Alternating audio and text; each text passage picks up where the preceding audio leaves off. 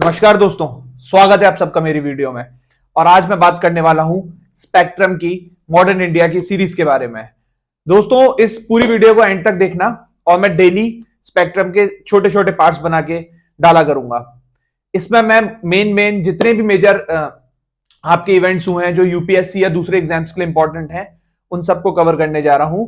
बस आपको इस वीडियो को अच्छे से एक स्टोरी की तरह सुनना है। मैं भी इसे स्टोरी की तरह पढ़ता था और मेरे दिमाग में पूरी स्टोरी गढ़ चुकी है और मैं भरोसा दिलाता हूं आप बस कंसंट्रेशन से मेरी इस वीडियो को देखते रहें, उसके बाद आपको स्पेक्ट्रम छूने की जरूरत बिल्कुल नहीं पड़ेगी। तो आइए शुरू करते हैं। तो दोस्तों, बात है 1497 की। तब एक ट्रीटी ऑफ टॉर्डेलिस होती है, ठीक है। उसमें क्या होता है, स्पेन और पोर्तुगल के बीच में पूरी दुनिया को डिवाइड करते हैं वो लोग।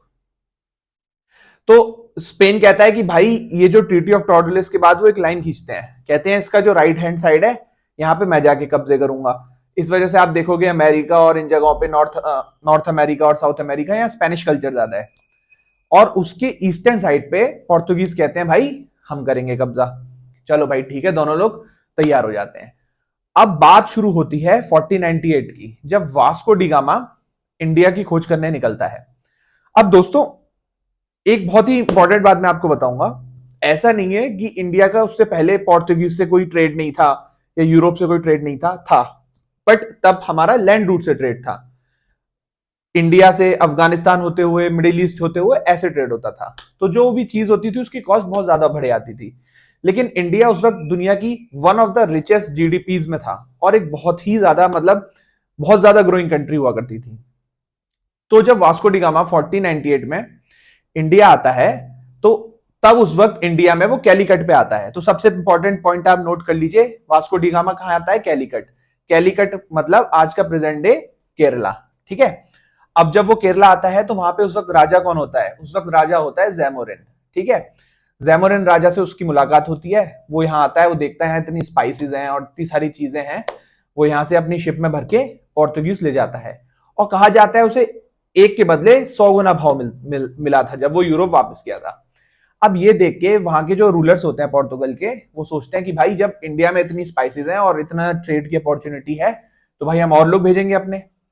तो फिर 1498 के बाद एक 1500 में एक कैब्रल करके होता है ना। तो कैब्रल को इंडिया भेजा जाता है। तो वो क्या करता है, वो कोशिश करता है कि इंडिया में मैं फैक्ट्री सेटअप करूं, बट उस वक्त वो फैक्ट्री सेटअप नहीं कर पाता है। इसके बाद वास्को डी गामा 1501 में दोबारा आता है और फिर वो इंडिया में कैनोर करके जगह है, वहां फैक्ट्री भी सेटअप करता है। अब दोस्तों, यहां जो नोट करने वाला पॉइंट ये है कि उस वक्त जो इंडिया में अभी मुगल्स नहीं आए हैं, ठीक है। बाबर आता है 1526 में, जब पहला बैटल ऑफ पानीपत होगा। तो इस वक्त इंडिया में विजयनगर किंगडम है, बहामी किंगडम है, ठीक है। और विजयनगर किंगडम और बहामी किंगडम में आपस में लड़ाई काफी चल रही है। तो इसका बहुत फायदा मिलता है पोर्तुगीज को, क्योंकि जब कोई एक सेंट्रल पावर मजबूत नहीं होती है तो बाहर से फॉरेन इन्वेजन्स बहुत आसान हो जाते हैं। इसके बाद दोस्तों बात करते हैं 1505 की। ये ऐसा टाइम पीरियड है जब पहला जनरल पोर्तुगीज का आके इंडिया में प्रॉपर्ली स्टैब्लिश होता है। उसका नाम होता है फ्रांसिस्को डी अल्मीडा, ठीक है। तो अब फ्रांसिस्को डी अल्मीडा, जब आप अगर मैप देखेंगे, आपको जब पोर्टुगल से इंडिया आना होगा तो आप सबसे पहले अफ्रीका के नीचे से आएंगे, ठीक है, केप ऑफ गुड टाउन से। फिर आपको हॉर्मूज का स्ट्रेट मिलेगा, बबल मंदाब का स्ट्रेट मिलेगा, गल्फ ऑफ एडन मिलेगी। तो पोर्तुगल के राजा ने बोला कि अल्मीडा से बोला कि ये जो एरिया है ना, जहां पे ये इजिप्ट के ट्रेडर्स होते थे, मोस्टली मुस्लिम ट्रेडर्स, वो कहता है कि आप इस एरिया को कब्जाओ और इंडियन ओशियन पे ना अपनी हुकूमत जमा लो। दोस्तों, अल्मीडा से लेके जो सबसे इंपॉर्टेंट चीज है एग्जाम से लेके, वो आप नोट कर लो, ब्लू वाटर पॉलिसी। तो ये ब्लू वाटर पॉलिसी लाया था जिससे कि इंडियन ओशन पे इन्होंने प्रभाव पोर्तुगल के लोगों ने ज्यादा कर दिया था। अब क्योंकि इनका प्रभाव ज्यादा होने लगा था तो इजिप्ट और गुजरात, यहां दोनों की आर्मी ने मिलकर इससे लड़ाई की थी 1507 में, बैटल ऑफ ड्यू, जिसमें कि अल्मीडा के बेटे को मार देते हैं लोग। लेकिन आगे चल के 2 साल बाद अल्मीडा इसका बदला लेता है और उसके बाद इन दोनों आर्मीज को दोबारा हराता है, गुजरात और इजिप्ट की। तो ये तो बात हो गई अल्मीडा की। इसके बाद जो अगला पोर्तुगल का गवर्नर आता है, उसको बोलते हैं कि वो पहला ऐसा यूरोपियन था अलेक्जेंडर के बाद जिसने भारतीय जमीन पे कायदे में एक अपना साम्राज्य बनाया था। बहुत बड़ा नहीं, बट हाँ एक एस्टेब्लिशमेंट बनाई थी। उसका नाम है अल्फोंसो डी अल्ब्यूरिक।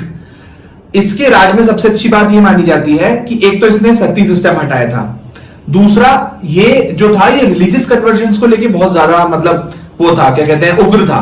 ये काफी रिलीजियस कन्वर्जन्स कराता था और इसने उस टाइम पे गोवा, कोचीन और केरल इस तरफ जो मुस्लिम्स थे उन लोगों को भी काफी मारा था। इसको जो पोर्टुगल के जो राजा थे उन्होंने कमान दी थी कि आप जाइए और आप पूरे इंडियन ओशन पे अपना कब्जा तो जमाइए, इसके अलावा वहां पे जितनी भी शिप्स जाती हैं उन सबसे आप टैक्स भी लीजिए। और इसी जो टैक्सेशन को जो पोर्टुगीज इंडियन ओशन में लेते थे इसको हम कार्टेज सिस्टम कहते थे।